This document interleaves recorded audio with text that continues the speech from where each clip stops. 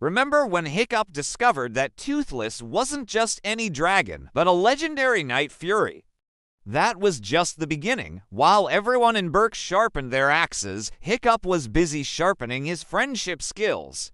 He'd sneak off to a hidden cove, sharing fish and stories with Toothless. Slowly but surely, a bond formed, proving that dragons weren't mindless monsters and humans weren't all dragon slayers.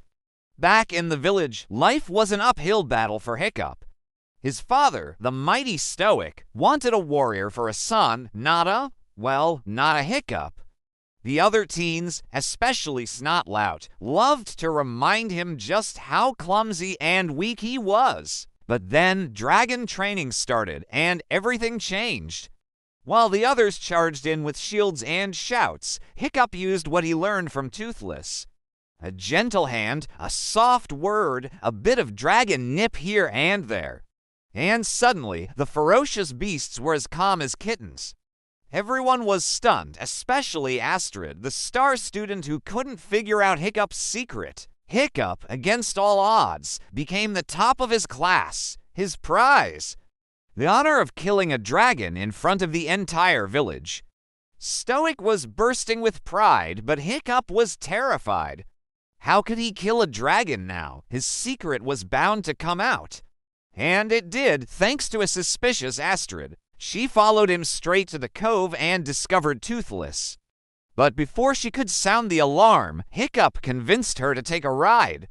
They soared through the twilight, dancing with the clouds, and in that magical moment, Astrid saw it too, dragons were magnificent, but their flight revealed a darker secret. They followed a swarm of dragons to their nest and found a terrifying truth. A colossal beast, the Red Death, was forcing the smaller dragons to raid villages for food. The dragons weren't evil. They were slaves living in fear of this gigantic tyrant. Hiccup tried to warn his father to explain that they were fighting the wrong enemy. But Stoic, in his anger and confusion, wouldn't listen. He captured Toothless, chained him to his ship, and set sail to destroy the nest, believing Toothless would lead him to victory. Hiccup was devastated, but not defeated. He knew his father and the entire Viking fleet were sailing into a death trap. Rallying Astrid and the other young Vikings, he taught them everything he knew. In a scene that would change Berk forever, they mounted the training dragons and flew off to join the battle. They arrived just as the Red Death emerged, a mountain of rage and fire that dwarfed the Viking ships.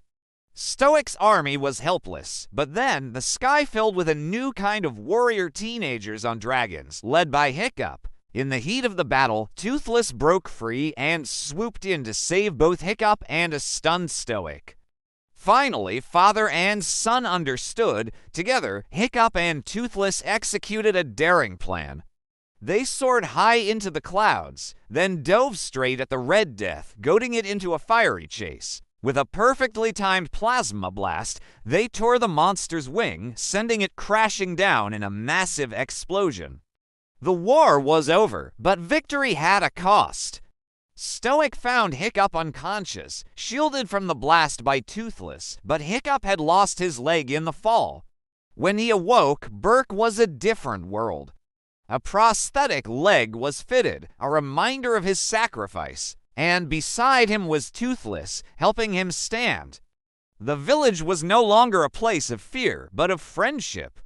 Dragons now filled the skies, living alongside the Vikings. Hiccup, the boy who couldn't kill a dragon, had taught his people how to live with them, proving that understanding is always more powerful than war. Thank you so much for watching. If you enjoyed this story, don't forget to hit that like button and subscribe for more amazing tales. See you in the next one.